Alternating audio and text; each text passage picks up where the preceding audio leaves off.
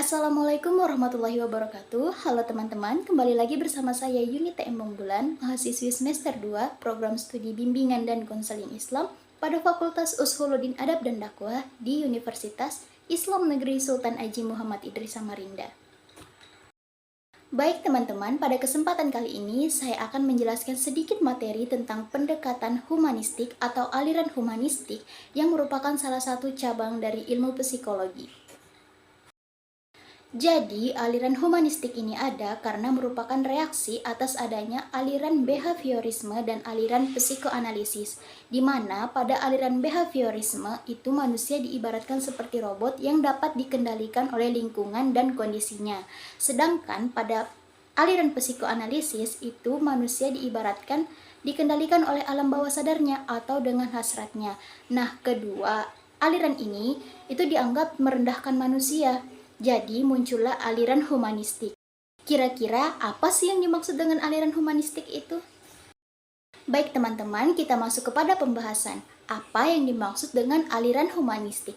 Jadi, aliran humanistik adalah suatu aliran dalam ilmu psikologi yang berusaha mengedepankan bagaimana cara memanusiakan manusia.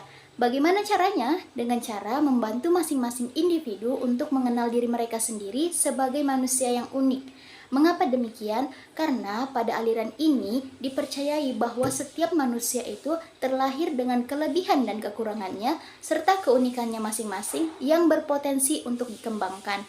Nah, potensi ini tidak lain dan tidak bukan adalah untuk memaksimalkan diri individu itu sendiri.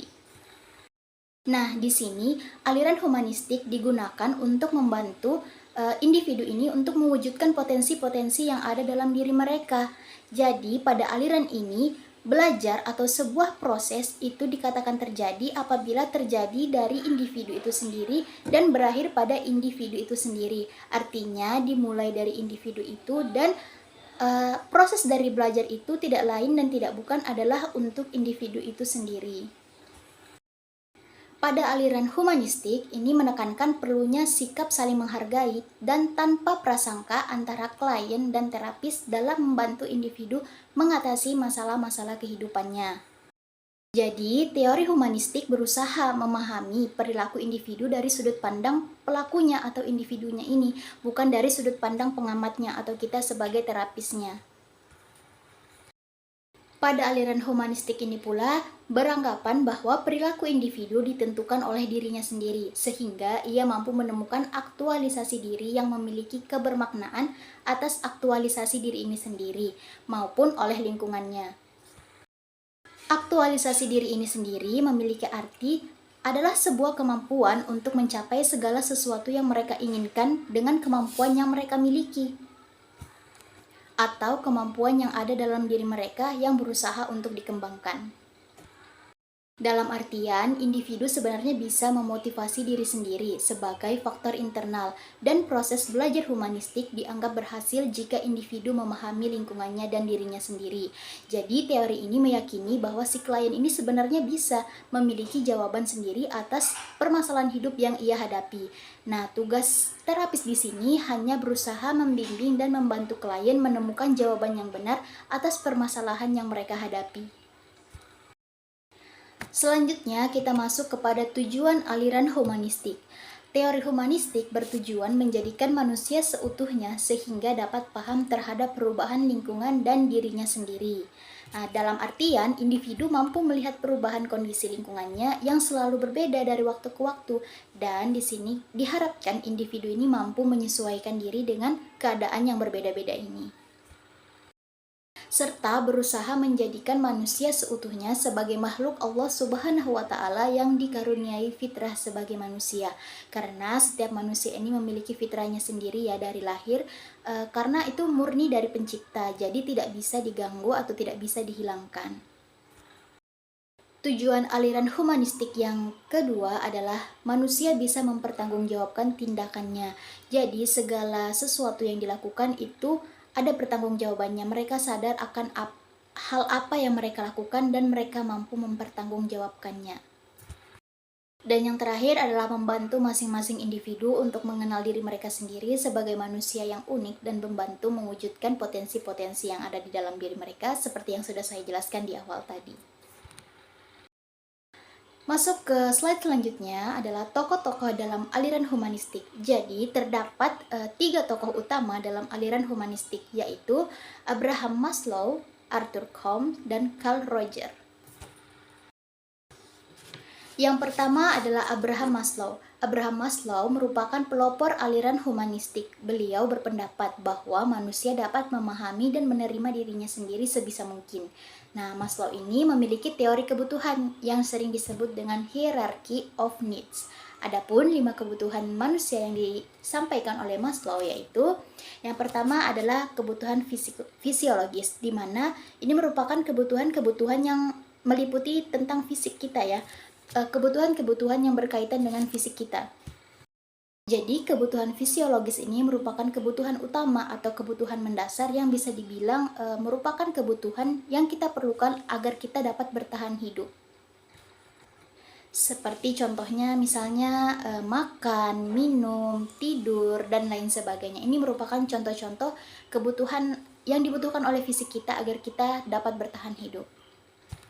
Kemudian apabila kebutuhan utama atau kebutuhan mendasar tadi telah terpenuhi, maka muncullah kebutuhan-kebutuhan lain. Nah, di sini kebutuhan yang kedua adalah kebutuhan aman dan tentram atau kestabilan. Jadi sebagai manusia ini kita membutuhkan rasa aman ya, kita membutuhkan keamanan. Kita berusaha memilih tempat di mana kita merasa aman. Yang apabila kita menemukan rasa aman, jadi perilaku kita itu juga bisa lebih terkontrol dan lebih stabil. Misalnya ketika kita ingin berbelanja, pasti kita memilih tempat belanja yang memiliki keamanan, yang apabila kita di dalamnya kita merasa nyaman untuk berbelanja, aman untuk berbelanja tanpa takut adanya hal-hal yang tidak kita inginkan. Yang selanjutnya, kebutuhan ketiga adalah kebutuhan sosial. Jadi, kebutuhan sosial adalah kebutuhan kita untuk bersosialisasi dengan orang lain atau berinteraksi dengan orang lain. Ini kembali ke fitrah kita sebagai manusia, di mana kita tidak bisa hidup sendiri, kita membutuhkan orang lain untuk hidup berdampingan.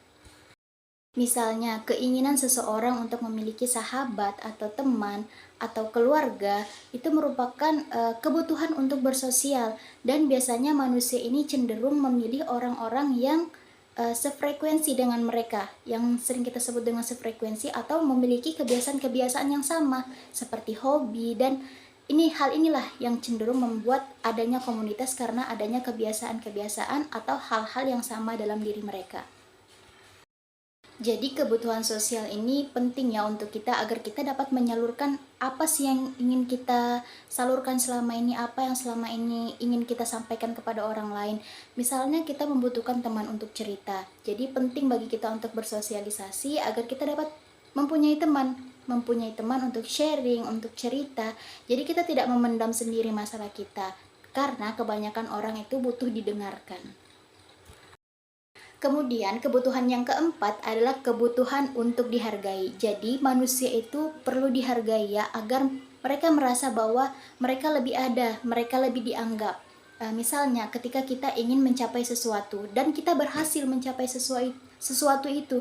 Jadi apabila ada orang yang menghargai dan mengapresiasi, itu pasti memberikan perasaan tersendiri bagi kita. Atau perasaan yang bisa dibilang berbeda. Jadi kita merasa lebih senang karena kita dihargai. Misalnya saja, kita ingin mencapai suatu jabatan. Nah, untuk mencapai suatu jabatan itu dikatakan ada apabila ada pengakuan dari orang lain, ada penghargaan dari orang lain.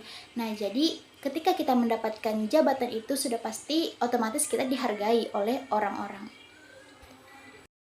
Kemudian kebutuhan yang terakhir adalah kebutuhan meningkatkan aktualisasi diri atau pengembangan diri seperti prestasi dan lain sebagainya. Seperti yang sudah saya jelaskan di awal bahwa aktualisasi diri ini adalah proses ketika kita ingin mencapai sesuatu dengan kemampuan yang kita miliki. Jadi di sini berusaha untuk meningkatkan aktualisasi diri agar lebih bermakna lagi dengan aktualisasi diri itu sendiri, memiliki makna tersendiri atas aktualisasi diri ini. Kemudian tokoh yang kedua adalah Arthur Combe. Bersama dengan Donald pada tahun 1904 sampai dengan tahun 1967 menjelaskan tentang meaning atau arti. Proses dikatakan berhasil jika ada kebermaknaan atau arti yang dicapai individu pada kehidupannya sendiri. Di sini, konselor tidak bisa memaksakan pemahaman yang tidak sesuai atau tidak relevan dengan kehidupan individu. Misalnya, seorang individu yang tidak biasa melakukan hal-hal yang pada umumnya dilakukan oleh orang banyak. Ini bukan karena mereka aneh ya. Misalnya saja seorang anak-anak yang tidak suka belajar matematika. Itu bukan karena mereka bodoh, akan tetapi mereka ini enggan atau terpaksa dan merasa sebenarnya tidak ada alasan penting mereka harus melakukan hal tersebut, tidak ada alasan penting untuk mereka belajar matematika. Nah, perilaku demikian muncul tak lain hanyalah karena ketidakmampuan seseorang untuk melakukan sesuatu yang tidak akan memberikan kepuasan baginya. Jadi, dalam artian ngapain mereka belajar matematika kalau misalnya mereka sendiri nggak suka matematika, tidak memberikan kepuasan tersendiri bagi mereka.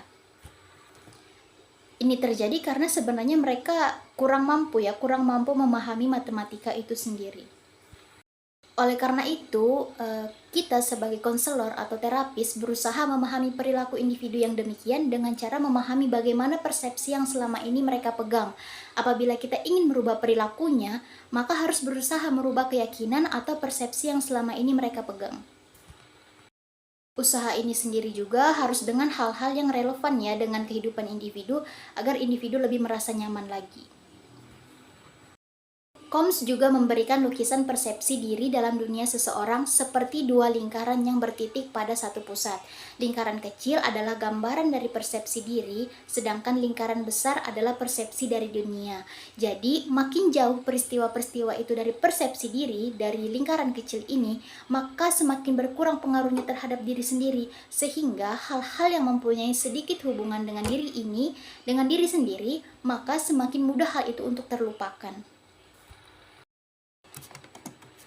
Kemudian tokoh yang ketiga adalah Carl Rogers. Beliau berpendapat bahwa proses belajar yang sebenarnya tidak dapat berlangsung bila tidak ada keterlibatan intelektual maupun emosional individu. Jadi harus ada keterlibatan antara intelektual dan emosional individu dalam proses pembelajaran. Rogers membedakan dua ciri, yaitu proses belajar yang bermakna dan proses belajar yang tidak bermakna. Jadi proses yang belajar yang bermakna itu dikatakan bermakna jika terjadi proses pembelajaran yang melibatkan aspek pikiran dan perasaan individu, sedangkan proses yang tidak bermakna itu adalah proses pembelajaran yang melibatkan aspek pikiran akan tetapi tidak melibatkan aspek perasaan individu. Jadi Carl Rogers ini percaya bahwa manusia itu mempunyai kemampuan berproses secara alami dari dirinya sendiri. Nah, proses memahami dalam aliran humanistik dapat terjadi apabila hal-hal yang dilibatkan relevan dengan kehidupan kondisi atau lingkungan yang dirasakan oleh individu, sehingga individu bisa melibatkan kemampuan intelektual dan emosionalnya, sehingga konselor atau terapis dapat mengetahui hal apa sebenarnya yang dibutuhkan oleh individu ini. Baik teman-teman, kita sudah sampai di penghujung materi. Mungkin hanya itu yang dapat saya sampaikan. Atas segala kekurangannya saya mohon maaf. Saya memohon kritik dan saran yang membangun dari teman-teman semua agar saya bisa lebih maksimal lagi di video-video selanjutnya. Sekian dari saya, sampai bertemu di video-video selanjutnya. Wassalamualaikum warahmatullahi wabarakatuh.